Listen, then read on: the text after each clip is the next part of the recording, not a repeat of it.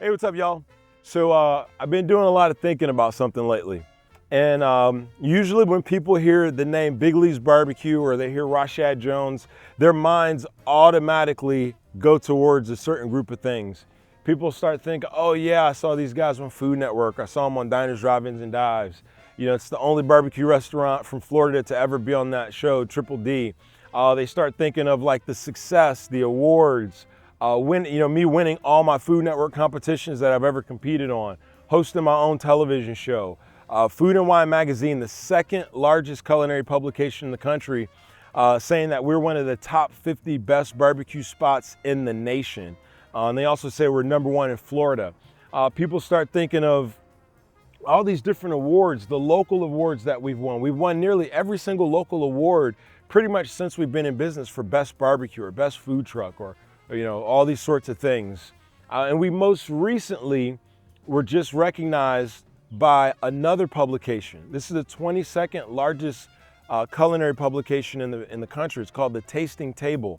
They did a nationwide search for the best brisket in America, and they narrowed it down to 13 spots. And they said that Big Lee's Barbecue right here in Ocala is one of the top 13 best brisket spots in the country.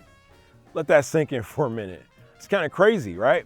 There's countless restaurants, food trucks, eateries all across the country from north, south, east to west that are serving barbecue. In particular, they're serving brisket. And to be named out of this, huge group of places that are doing it as one of the top best 13, it brings me back to a special place that a lot of you may not know because you only get to see this side of it. But I want to take you back a little bit to let you know what our brisket used to be like, or what my brisket used to be like when I first started cooking. My brisket right out of the gate was never anything that was impressive, I'll put it that way. My ribs, my chicken, my pork shoulders, those were good. Those were pretty good. But when I was cooking brisket in the backyard, and these are the backyard days, not the food truck days, that brisket was awful. I didn't think that you could make brisket after cooking it for so long. I didn't think you could make it still come out tough and rubbery and dry and flavorless, and just it almost seemed pointless, for all the brisket that I cooked over those first couple of years. But at this stage of the game, Patrice and I had already made the decision that we were going to open a barbecue spot. I had just swept a barbecue competition over at the Livestock Pavilion here in Ocala, and her and I decided that we were going to do something more with this spark of inspiration that Uncle Leon gave me. So we said we're gonna do something with it. We ultimately ended up buying a food truck, opening for business. But here's the crazy part: about a month before we were planning to open up for business, the brisket still sucked. So I was in a dilemma, and I said to myself, I'm either gonna not have brisket on my menu, which I didn't think was gonna make sense because I want it to be recognized as a legitimate barbecue spot. And in my opinion, in order to be recognized as a legitimate spot, you have to have great brisket on the menu. And I was nowhere close to great brisket. Or I could have made the decision to say, you know what, we're just not gonna have brisket on the menu. All right, so I was either gonna not have it on the menu, or I was gonna give myself time to figure this thing out. So I gave myself 30 days to really plug in, to lock in, to dig deep and figure out, how do I make this brisket into something that tastes special, into something that I can be proud to serve, or the word I like to use is serve worthy. So every single day I was on my grind. And I like to say, if your grind or your hustle or your energy or your contribution doesn't match your goal, it's never gonna happen, right? So that contribution, that energy, that drive, that grind has to max or actually supersede your goal. That's the only way that the goal is gonna happen. So I locked in and I cooked brisket. I cooked a ton of brisket that first week.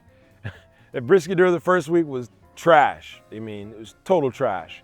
Brisket during that second week of that 30-day grind, it was trash, but it smelled a little less trashy. I'll put it that way. The third week, the brisket was actually pretty good. I mean, it was juicy, had a smoke ring, and it didn't look like a dried out piece of leather. Fourth week, something special happened. Anytime you engage with your heart, your mind, your soul, your spirit, everything that's in you, when you put it into whatever it is that you're doing, what happens is there's a communication that takes place. It's not verbal. It's not like the brisket sitting there talking to me like, hey, Rashad, cook me like this. It's more of like, you're able to look at this cut of meat. You're able to look at the fire. You're able to look at the way the wood's burning. You're able to look at the positioning of a log in a firebox and make one little adjustment, or take that brisket and say, you know what, instead of setting it on the brisket like this, I'm gonna turn it 180, or I'm gonna turn it, all the way around and have the point facing the fire versus the flat face. There's basically this communication that happens, and it's dynamic.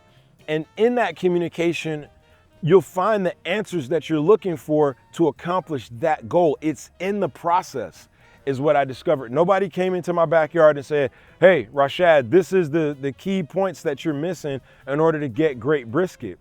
It was trial, it was error, it was passion, it was consistency, it was dedication, and it was being involved in the process wholeheartedly.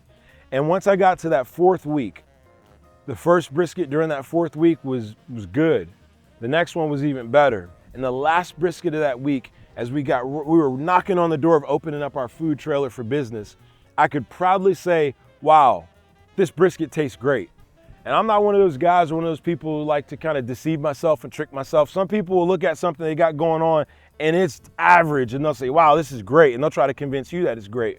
Or they'll have something that's okay and they'll try to convince you that it's the best ever, when really that's not the case. And I'm more of a fan of just calling whatever it is what it actually is.